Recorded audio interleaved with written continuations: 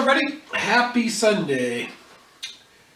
So it's Sunday afternoon, it's about 3 o'clock. Just taking a little break. What's new, right? So anyways, I got all that, or the majority of that scrap stuff taken care of. Got a handle on it anyways. Got a, oh look here, here's a beer. Huh.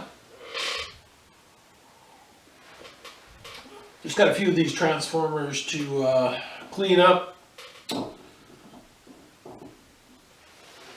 few other tidbits and good to go again. So that's a win. Now, speaking of winning, got some Scotch here. This is an Aberlour Abunda. I don't know if that's the way you say that or not. Anyhow, this is cask strength. What is cask strength, you say? Well, in this case, 59.5% alcohol by volume, so that's about 120 proof. And I have a, who makes this?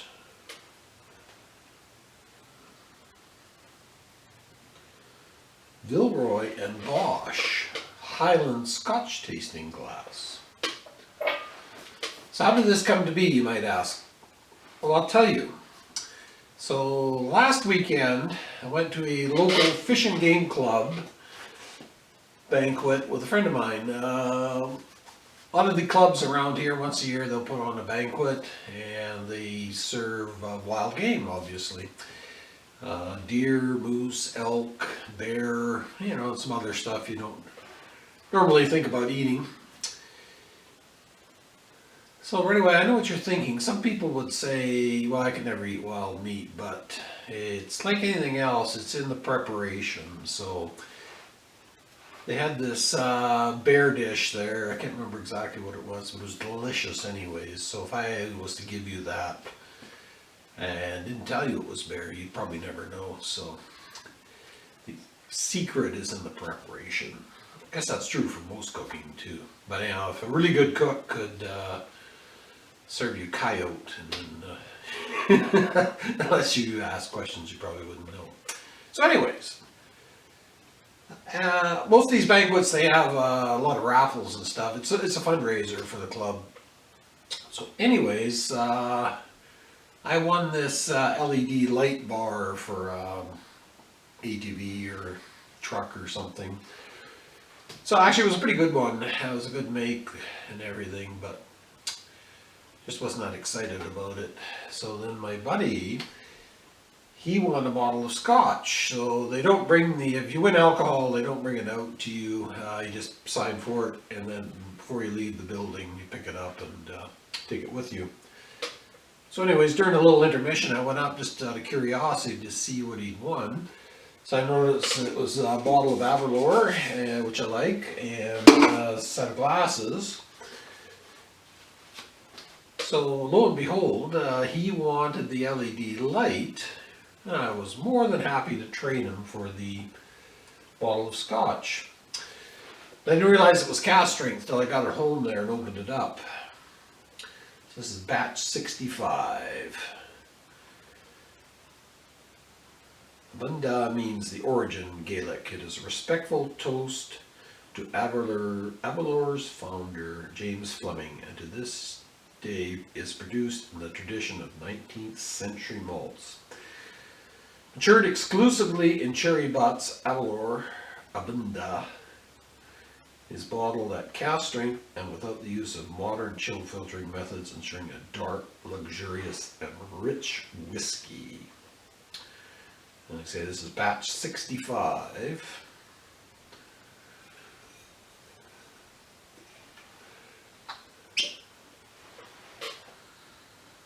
Ooh. As soon as you pop that cork, you know you're onto something.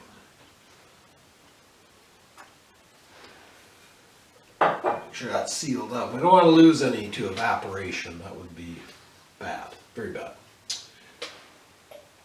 So actually these, I checked these glasses out online. There's a set of 2 and actually they're worth about 80 bucks Canadian. Not that I'd pay that probably, but I'd gladly buy them at a garage sale. It's just got a wonderful aroma.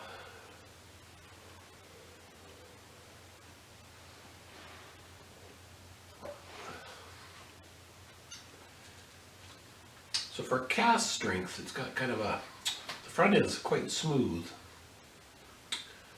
Not much alcohol or you're going to get a bit of burning following it, but actually I have to admit, I don't really like cask strengths that much. Excuse me. But this one I don't mind. This is probably the nicest one I've had.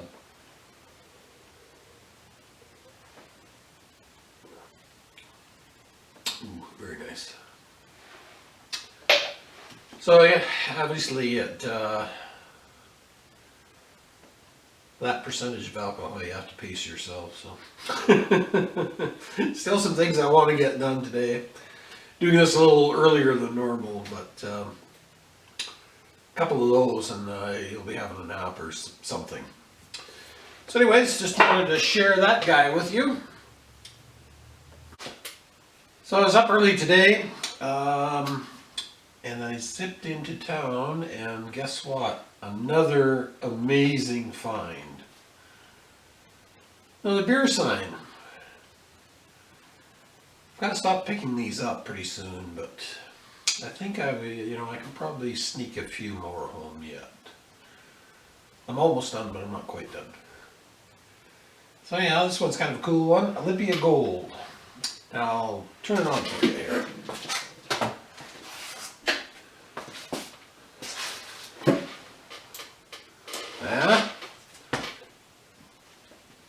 Oh, isn't that nice? So pretty happy about that. Another score in my opinion, so I don't know how many of these I've got now, but I got a few. Got them stashed around.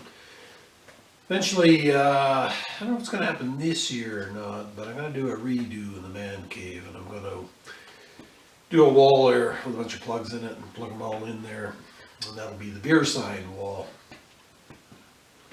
But got a few other things, higher priority items right now. So for now, I'm just accumulating. The displaying will come shortly. So anyways, I thought that was a good score. So just enjoying a beer. I have to admit, it's nothing special. It's actually a Budweiser. Somebody gave me a case of Budweiser, so I'm working my way through it. But there's no such thing as bad beer. Except for those Belgian beers, those brewed in, they're fermented in a bottled beer. Those are bad beers. Other than that, there's no bad beers. So anyways, I was up early this morning as mentioned, and I was on YouTube for a while, and my good friend, Mountain Bushcrafters Alliance, was having a live stream from his workshop. Now I think most of you guys that watch this anyways are probably subscribed to him. But anyways, he makes these real cool mugs out of hardwood, and he puts a handle on them, and he's got like a top sits on them. So I'm thinking, that might not be too bad for beer drinking in the shed. Kind of bring it up a notch there. So Rocco, passion for hunting and fishing, he's got one. But he's close to the border, so he actually had it shipped to Buffalo and just had his wife or something go down and pick it up. So I have to talk to MBA and see if he's willing to ship one up to Canada. Not quite sure how the beer is going to taste in a wood cup, but I guess we'll find out. They actually look really amazing though, so like I said, I'm pretty sure most of you guys have seen him on his channel. He does quite a few live streams and that. He does one a week at least in his workshop. So, like I say, a few other things I'm going to tackle. I'm actually going to project that was going to start last year, but went by the wayside. But it's a stand for my metal cutting pan, so I'm going to raise it up a bit. That way I don't have to bend over all the time. some consideration as you get older. Yeah, it's just handier to have it at a higher working height. So I brought the metal inside. Actually, the snow melted, so I could find the metal. I had it out in the back, so I brought that in, getting it dried out.